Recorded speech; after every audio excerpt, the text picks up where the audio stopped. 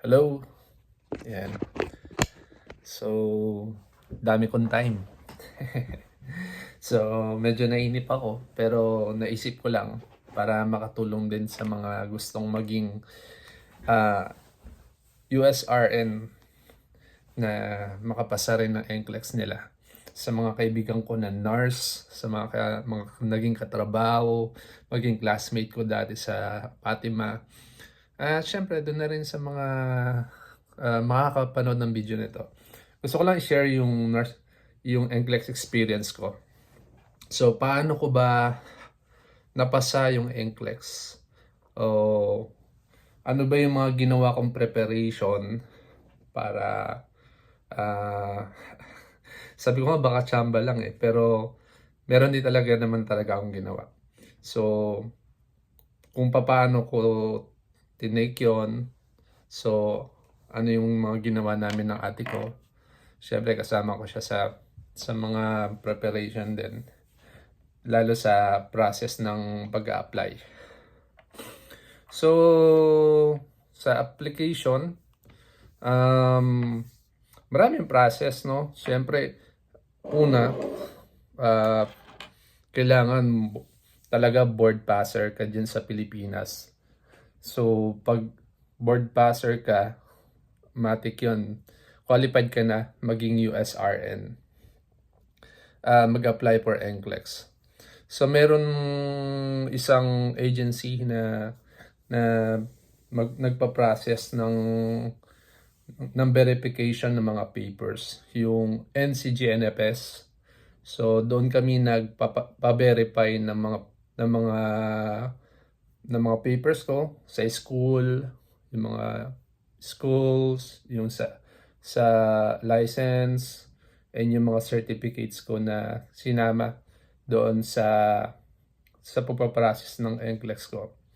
And then, move forward, naghintay ng mga ilang months, almost, hindi ko na matandaan, siguro 3 to 4 months or long. Matagal din talaga yung processing. And then yung mga previous job ko pa kasi kasama yun, no?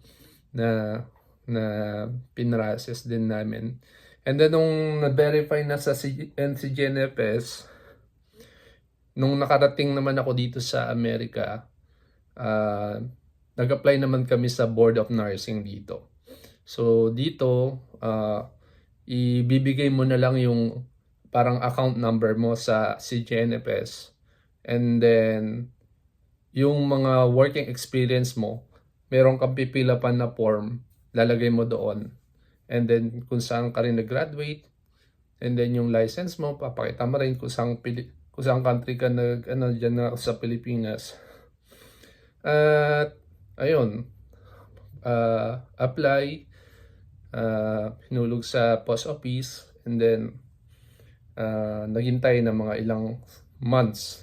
So, doon, malalaman mo na rin kung qualified ka ba kapag na-verify na nila lahat ng mga forms and certificates mo and license dito sa previous na country mo, which is the Philippines nga. So, pati yung mga certificates mo galing sa mga employer, and then yung mga kailangan nilang i-verify. So, to make the story short, na-receive ko yung ATT ko, probable mga April, yan, or February yata o April, mga April siguro, hindi ko na matandaan. Pero, yun nga, na-receive ko yung ATT ko, and then nag-prepare ako for review. So, ang ginawa ko, syempre, dahil medyo intense na nandun na yung anxiety mo na kailangan mo makapasa, dahil parang isipin mo rin yung goal mo sa buhay, isipin mo yung nakaatang sa'yo dahil nandito na ako sa US, kailangan ng magkaroon din ng magandang trabaho, at syempre para maging self-sustainable, and then yung mga pangarap mong matulungan, yung pangarap mong magawa sa buhay, ganon, no? So, kailangan magkaroon talaga ng reason bakit kailangan kang pumasa. And syempre, pinag-pray ko yun, pinag-pray ko muna yung mga gagawin ko, and nag-isip ako ng kung paano ko uh, isa-set yung mind ko, and nagme-meditate ako, and then binabasa ko yung Bible, and then yan nga, may mga life verses akong ginamit, yung Proverbs 3, chapter 3 verse 5 to 6, James 1 to 5, Colossians chapter 3 verse 23, mga ganun. And then kung hindi naman kayo masyadong religious, kung ano yung mga makapag-push through sa inyo para makapag-push sa inyo para gawin yung pagre-review. So ako talagang ang ginagawa ko is ini-encourage ko yung sarili ko araw-araw. And kinakausap ko yung ate ko, and then yung nanay ko, ini-encourage nila ako para gawin yung dapat kong gawin na makapasa sa board ng NCLEX. So dito, yun nga, sunod kong ginawa naman nung na-encourage ko yung sarili ko na talagang kailangan kong ipasa yung NCLEX is nag-set na ako ng mga goals ko. So, una, nung nakuha ko yung date ng exam ko, which is May 17, 2024, nag-set ako ng goal na bawat araw, kailangan meron akong gawin. So itong goal na to, is either parang hindi naman kailangan kung anong oras. Sa akin kasi parang ako masyado akong late na gumising ng araw. So parang hindi ako morning person. So depende sa inyo kung anong oras kayo parang alive or anong oras kayo nagising. So ganun, no. Mag-set kayo ng goals nyo. Kung sa isang araw dapat makapanood kayo ng mga lectures. So ako naman kasi meron akong subscription sa YouTube. So yun ang ginawa ko. Nag-subscribe talaga ako sa YouTube dati pa. And nag-binge watching lang ako, parang kumbaga yun na yung pinaka Netflix ko, ang manood ng mga lectures ng nursing. So ang mga na-subscribe kong mga YouTube channel yung Simple Nursing, yan, maganda doon. And kay Nurse Sarah, yung registered nurse RN, Nurse in the Making, tapos Beautiful Nursing, Beautiful Nursing, ano pa, yung You World, yan, maganda rin. Minsan napapanood ko rin yung Archer ba yon, pero yun nga. So sila kasi, para silang mga, meron silang mga app, yung Simple Nursing, You World, Archer. Pero hindi ako nag-subscribe kasi medyo may pagkamamahal siya. So wala pa akong trabaho dito, and enough lang yung money na meron ako. So pero yan, nagpatulong ko kay ate ko na mabili itong book na to, itong Sonder. So ito talaga yung ginamit ko. So itong Sonder, meron siyang mga practice question na kasama. Dito yung kasama. Dito.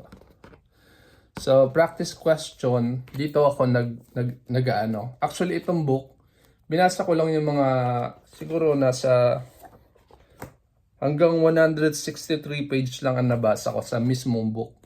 Pero yung app niya, yung kasama niyang app sa online, yun yung napaka-useful sa akin. Doon ako nag-practice ng question. So sa isang araw, kapag sinipagsipag, dadamihan ko yung question. O 10, nung mga una-unan kasi nakakatamad magbasa talaga. Parang 10 question lang muna, mga ganon, malayo pa naman yung exam.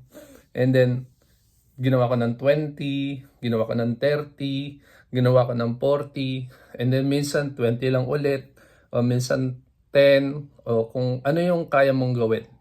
Kasi pag pinipilit mo naman mag-study na parang hindi ka, parang yung napipilitan ka na lang, parang nakakatamad talaga. Pero nakakapagod talaga yung mag-aral ng maraming questions. Kasi nakaka-drain talaga siya ng utak. Pag nag-aaral ako, nung una ginagawa ko, question and answer. Pero no mga huling mga days na lang, no malapit na talaga yung exam, ang ginawa ko, puro question, tuloy-tuloy question. Within 75 question per day, or 1 week ng exam, puro 75 question per day ang ginagawa ko. And then babalikan ko lang yung yung mga yung mga na mali kong sagot, and then re-reviewin ko yung rationale. So ganon yung style na ginawa ko. And ang maganda naman sa kahit wala akong masyadong subscribe sa sa mga magagandang tawag dito, yung mga Simple Nursing, U-World, Archer. Maganda naman din kasi halos nasa YouTube na lahat ng klase ng lecture, lahat ng body part system natin. So respiratory, and digestive, nephro, uro, lahat, yung integumentary, so yung endocrine, lahat kasama. So lahat yun, hinapyawan ko, pati maternity, yung OB, pedya, marami talaga. Ang ginagawa ko, parang wala lang, parang nanonood lang talaga ako ng Netflix kapag nandun ako sa baba kumakain, manonood ako ng YouTube na subscription. Yun talaga feeling ko ang nagsalba sa akin. At syempre, through prayer din talaga, kasi yun yung nagpapalakas ng loob ko talaga.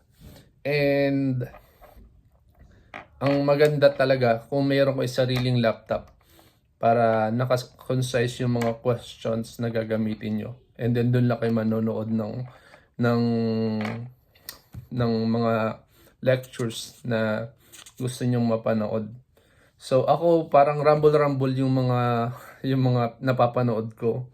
Pero mas maganda siguro kung gawin yung organize. Like kung puro respiratory, kung puro digestive, kung puro uro, kung puro nephro, o ano man, mas maganda siguro yung ganoon. Pero siguro depende nun sa style nyo. Basta nung May 17, pumunta kami ng Stockbridge, doon yung yung testing center. Sinamahan ako ng bayaw ko, and then gumising ako ng maaga, alas 8 kasi ng maaga, malayo pa yon. 1.5 hours yata ang biyahe namin, o 1 hour. And then nag-exam ako, kinuha nila yung ID ko dito, and then nag-palm mark, then may mga verification lang, tatanungin kung ano yung buong pangalan mo, ano mo yon, spelling, and then kung saan ka nakatira, anong address mo, and then hihingi nila yung phone number mo, and then kukunin nila yung ID, yan. And then bawal sa testing area yung cellphone, yung ganito, yung ganito, tawag dito, earphone na ganito, bawal. Kukunin nila, and then lalagay sa plastic bag, and then bibigyan ka nila ng locker. Kaya mas maganda, ID mo na lang ang dalhin mo. Pero ako kasi, may iwan ako, hinatid lang ako ng bayaw ko at susunduin. Kaya dala-dala ko lahat, yung bag ko, yung pagkain, and then yung tubig, ito, tsaka cellphone. So, yun. So, ayun, nag-take ako.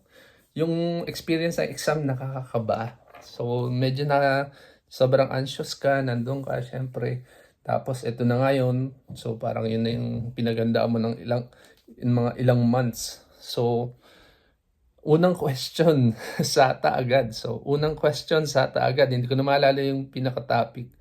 Pero yung mga lumabas doon, maraming case management, yung next generation nursing, mga questions na maraming ganoon. So, yun din yung kailangan yung practice yan, yung next generation na yung walang bow tie eh. Ang meron yung mga select all that apply, yung yung yung mga case management na kung ano yung hula, parang hindi hula eh, parang i-analyze mo kung ano yung sakit niya, ano yung probable na diagnosis, ano yung probable cause, ano yung probable symptoms na mali doon.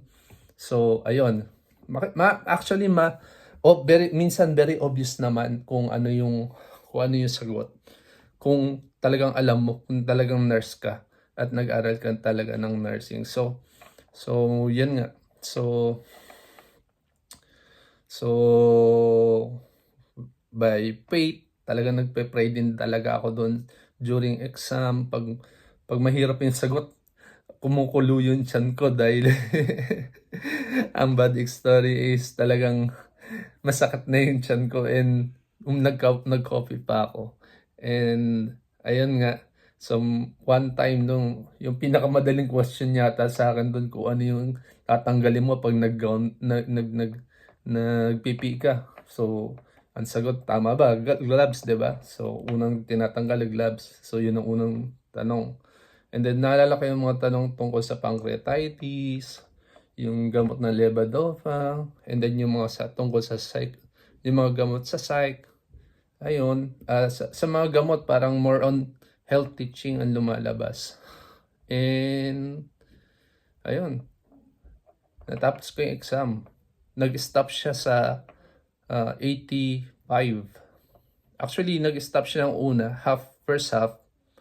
Nag-stop siya ng first half, mga 30 o 35. And then, nag-break ako ng bahagya para umihi. Kasi ihina talaga ako. And then, bumalik din ako agad. Doon pala, ipiprisking kayo. So, titignan yung balat nyo. Titignan. Tapos yung mga bulsa. Then yung packet, yung mga, kahit yung maliit na packet. And then, papapris sa sarili mo yung body mo. Meron sila doon, ibibigay sa'yo na pen, board, tapos parang yung sa earphone para hindi ka may noise cancelling. And merong cubicle doon kayo mag-e-exam. Ayun. So, lumabas yung unofficial exam ko. First day, tinry na namin tingnan. Sabi natin wala pa. Second day, I think second day, hindi, third day na ng umaga, dumating siya, linggo. So, yun. Tuwan-tuwa yung ate ko. Siya yung unang nakaalam nung